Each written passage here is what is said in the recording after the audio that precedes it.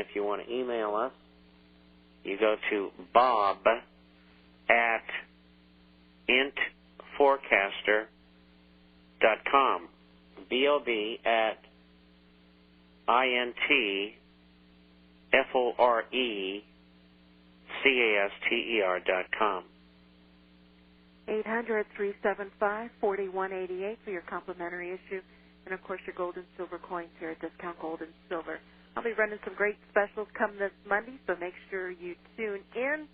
And wonderful specials that we've been working on today, so make sure you tune in on Monday, 800-375-4188. And, yes, you do have to wait until Monday.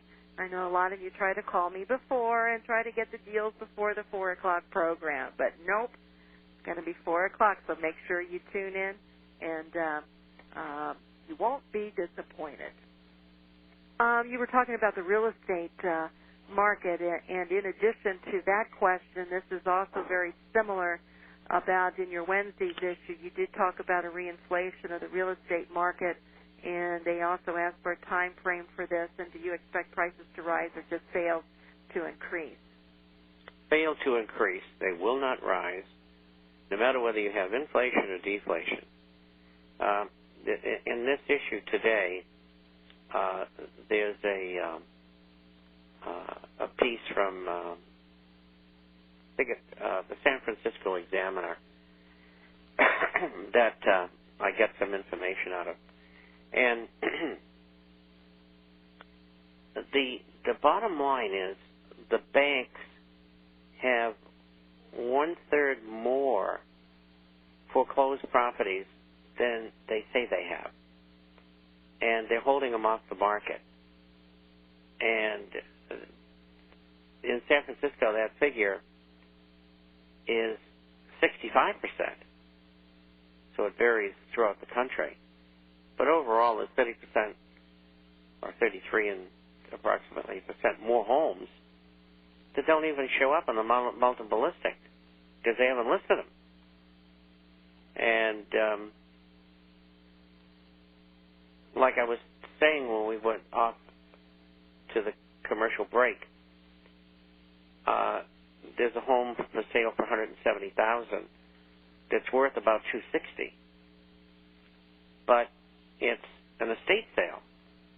And when people die, the children and the grandchildren can't get their hands on the money fast enough, and so they sell things at very low prices. This wasn't a foreclosure. This was an estate sale. Fortunately for that area, that's the only house that's for sale in that area. A pretty solid area, I would say. Lower middle class. I guess middle class.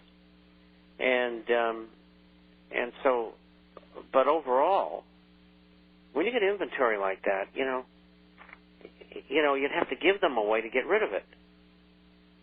And even though the big banks are going to start doing 105% of financing again, and I had a letter to that effect from Wells Fargo 2 issues back, and there's more coming on that.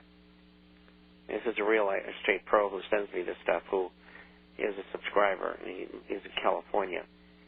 And they're also going to be going to take the FOIC down to 620. Well, they're in the same bag they were in before.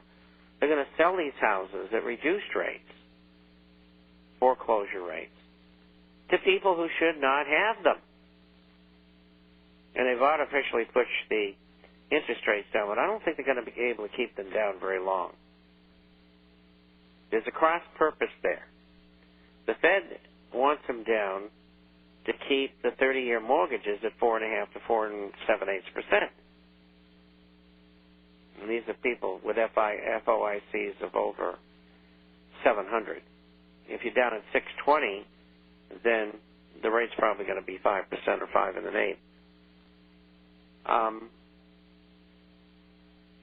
The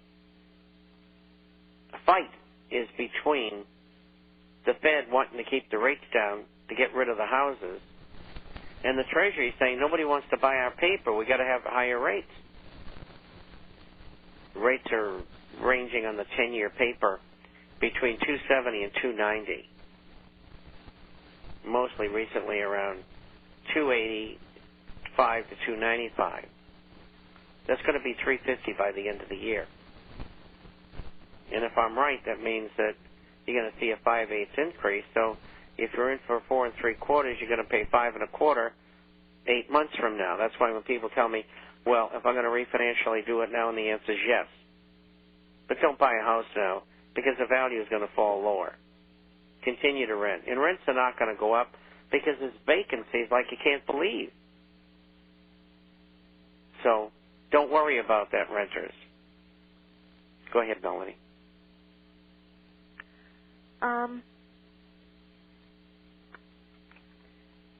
Let's see. The next question here is, should a country like China or Russia decide to provide a gold backing to their currency, don't you think the price of gold would be suppressed to very low levels so that gold can be acquired by the interested government before the currency is issued? And would this intentionally suppress pressure, not be attempted to a word currency or even a new American currency? Well, no matter how they do it, whether it's China, Russia, the United States, or the New World Order, they can't set gold at $1,000 an ounce. It's too low. You know, from what I've seen from Morgan and Goldman and UBS and Citigroup, they're talking $2,000, $2,500. So the worst you get is a double here. Well, everybody else's values and whatever they got are going down. Stock market's going to go down. It is not going to go up and stay there. So gold will go up because they'll reset it at a higher price. They have to. I mean, who's going to believe in a currency that sets gold at $800 or $1,000 an ounce? It's already there. So there's going to be some give and take in here. And so gold is not going to be suppressed by, in fact, if anything, it'll go up in value. An idea floating around is a world reserve currency backed by 30 commodities. Would you extrapolate from there, please? Wouldn't that require a totalitarian government worldwide or within each nation? Well, that kind of a currency could be used as a reserve currency. It's been recommended many times as a true reflection of value. The only problem with that is, in a depression, ultimately, the value of commodities is going to fall. And you don't want that. You want something that's steady. And if gold is reset, say, at $2,000 an ounce, then you're going to have something that's accepted by all countries that's stable. And so I don't see them going to a commodity-based basis for a currency or a world currency. I just don't see it. They may use gold. I know what they want to do. They want to have a digital new world currency backed by gold. The problem is, where's the gold and who's got it? Is it really there?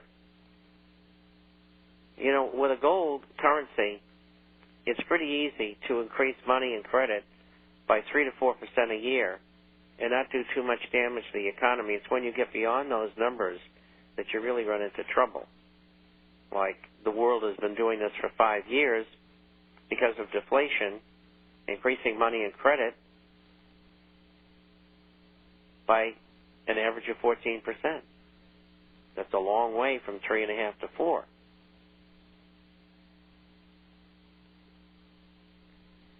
Speaking about buying houses, Obama, after a meeting with economists, stated that the economy is improving and people should start buying houses. How wise is his advice? Because he also advised a couple of weeks ago to buy stocks. Is he trying to instigate a false state of economic euphoria? I couldn't have put it better myself. What does he know about anything financial? He doesn't know anything about anything. He's there for a reason. He does what he's told. He said those things because the powers that be, that control him, have told him to say that because they want people to buy into the stock market. They don't want it to go down. They'll do anything. I mean, you got to understand that there's no limit to what these people will do. I mean, anything goes. In business today, very few people tell the truth. And it's true all over the world. You know, I talk to people everywhere. They tell me it's deplorable. You know, you make a contract and the person says, no, I don't want to do that. Then you got to sue them and all that. And even if you get a judgment, then you got to find a way to collect it. It's a nightmare.